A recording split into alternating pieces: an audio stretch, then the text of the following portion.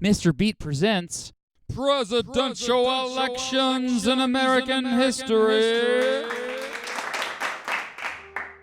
The 11th presidential election in American history took place from Friday, October 31st, hey, that's Halloween, to Tuesday, December 2nd, 1828. Uh-oh, we got a rematch. 4 years prior, after a four-way split with no majority candidate, John Quincy Adams was handed the election by the House of Representatives. Andrew Jackson, who finished second in the House vote, thought the election was shady, accusing Henry Clay of a corrupt bargain to get Adams elected president so that Clay could be his Secretary of State. Just a few months after Jackson's defeat, the Tennessee legislature already renominated him for president, setting the stage for a rematch. There was no nominating caucus even held. Jackson's supporters, who called themselves, quote, Democrats, were rabid. They treated Jackson like a rock star. For the next 3 years, Jackson's support grew and grew. His supporters, also called Jacksonians, won more seats in Congress in the 1826 elections. Meanwhile, the Jacksonians criticized John Quincy Adams for seemingly everything. Their criticism peaked after Adams signed into law the Tariff of 1828, which increased tariff rates above 60%. Critics called it the Tariff of Abominations, as it ended up hurting the economy of several southern states. Needless to say, a distinct shift developed. Southerners began to largely support Jackson, while support for Adams was mostly only in northern states. President Adams was renominated by the endorsement of multiple state legislatures and partisan rallies. There was no caucus for his nomination either. Supporters of Adams called themselves National Republicans. Secretary of the Treasury Richard Rush officially ran as Adams' running mate. Wait, what the heck? Wasn't John Calhoun his vice president? Well, yes, but Calhoun had decided to run for re-election as Jackson's running mate, interestingly enough. Both campaigns were incredibly nasty.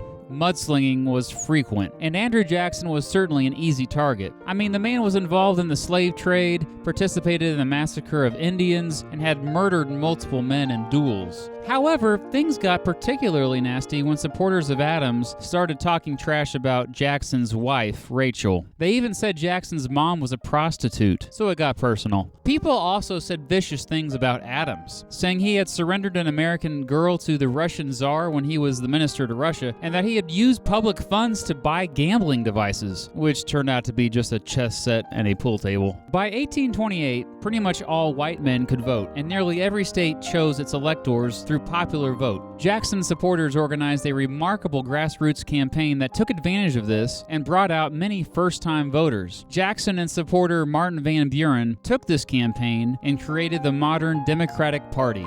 A fitting title, as true democracy was actually becoming more of a reality. And here are the results.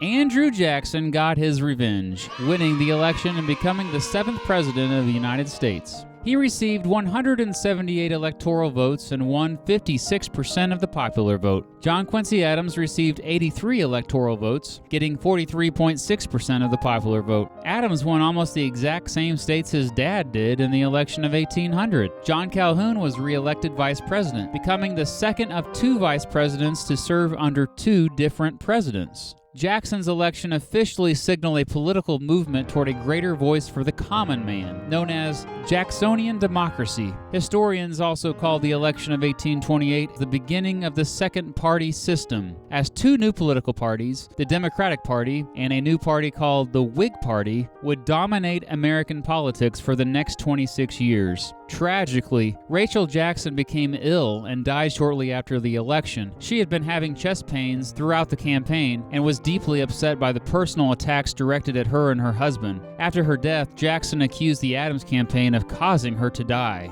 After the results of the election were announced, a large mob entered the White House, damaging lots of stuff in it while doing so and horrifying Adams and his staff, who had escaped through the back door. Large punch bowls were set up to lure the crowd back outside. On March 4th, 1829, after Jackson was sworn in as president, Jackson again opened the White House to the public, and it turned into a crazy, huge party with more than 20,000 people showing up. This was a perfect example of how the times had dramatically changed. John Quincy Adams had represented the old status quo, the last of the aristocratic, elitist, and dignified of the presidents. Jackson, on the other hand, represented the new guard, the working class, dirty, smelly, average Joe, ready to take the country for himself.